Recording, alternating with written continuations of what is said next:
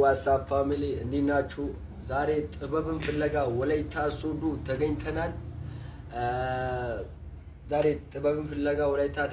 እኔ አቡሻ እባላለሁ። እሱ አስኬ ደንዳሾ በደንዳሾ ነው የምታውቁኝ። እንግዲህ አስኬ ደንዳሾ ያው ወላይታ ተገኝተናል።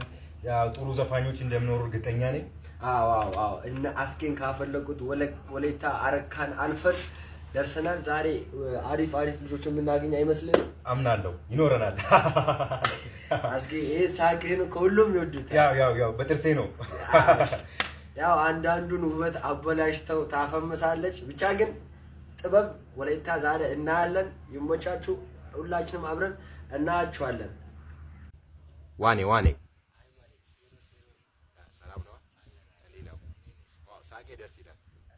ወደ አንተ ትቼ ነው። ያው የዚህ ተወላጅ ነው ወላይታ። አዎ እዚህ አረካ ቦዲቲ ሁለቱም መሀል የሚገኝ ልጅ ነኝ። ዋው በቃ ጥሩ እንደምሰራ እርግጠኛ ነኝ። የማንም ሙዚቃ ተዘጋጀ?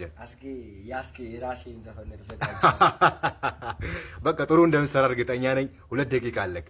ቀድሜ ራስ ውጤቱን ብነግርህ ደስ ይለኛል። በቃ አንተ ብቻ የኔ ሙዚቃ መዘጋጀት ራሱ ነው። አይ ቶቶ ችግር የለውም ይሰራዋል እርግጠኛ ነኝ። እሺ አመሰግናለሁ። ቤንታና በሎናይሴ ጋሞ ጎፋ ያድሴ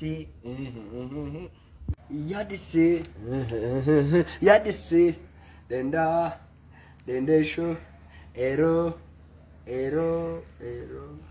ያድሴ